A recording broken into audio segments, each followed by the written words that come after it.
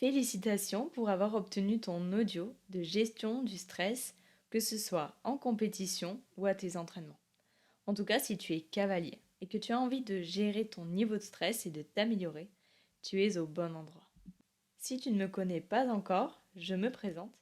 Je m'appelle Mallory Bernard et je suis préparatrice mentale des cavaliers, hypnothérapeute et enseignante en équitation.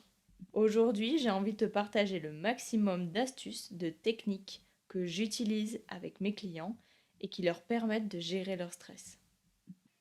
La première chose à faire, c'est d'aller voir ton stress, d'aller regarder pourquoi tu stresses, à quel moment tu stresses et quelles sensations ça te fait dans ton corps. Est-ce que tu as une boule au ventre? Est-ce que tu as les mains qui picotent? Est-ce que tu as les jambes lourdes ou au contraire, tu as des jambes agitées? Voilà, va inspecter, va faire le tour de ton stress, de voir comment il se manifeste et si tu arrives à trouver, c'est pas toujours évident, les raisons pour lesquelles il est là.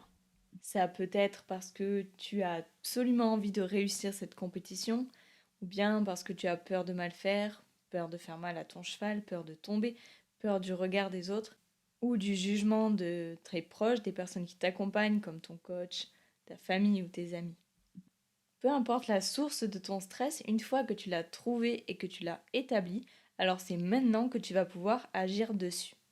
Un peu comme un piège, tu ne peux pas sortir du piège tant que tu n'es pas conscient de quel piège il s'agit. Donc prends le temps et trouve vraiment de quel stress il s'agit. Donc une fois que tu as établi les raisons ou la raison qui te procure du stress, que ce soit en entraînement ou en compétition, alors dans ce cas, tu vas pouvoir réaliser que le stress, il n'est pas ton ennemi. Il est même ton allié. Ou il peut devenir ton allié si tu arrives à bien le doser et à le gérer correctement. Le stress bien dosé, il peut t'aider à être plus concentré, plus réactif, plus dynamique, agir au bon moment, etc. Bien sûr, il faut activer, on appelle ça la zone optimale de stress. Donc déjà, la première chose, c'est de voir que ton stress, oui, il peut être dans ton camp. Et que souvent, c'est la perception de voir que le stress est un problème qui crée réellement le problème. Par exemple, tu ressens que tu es stressé, et du coup tu stresses encore plus parce que tu sens que quand tu es stressé, tu n'es plus toi-même, tu es moins concentré et tu agis moins bien. Donc t'anticipes à l'avance que le stress va être un problème et que tu vas faire une moins bonne performance. Je vais simplifier, mais pour te donner un exemple, on va dire que dans ton point 1, la raison principale de ton stress, c'est la peur de ne pas y arriver. Tu veux bien faire et tu as peur de ne pas réussir. Donc tu arrives à l'événement voulu et tu as ce stress qui monte, cette peur de ne pas réussir, le stress monte. Et généralement, le fait de sentir ce stress-là ne fait qu'augmenter ta panique. Donc aujourd'hui, maintenant, on va pouvoir changer ça. Parce que tu as analysé ce qui te faisait stresser et tu vas pouvoir, à l'aide de phrases magiques, réinstaller, réinstaurer la confiance en toi et cette capacité que tu as d'y arriver. Parce que dans ces moments-là, comme je te le disais, c'est ta perception qui est erronée.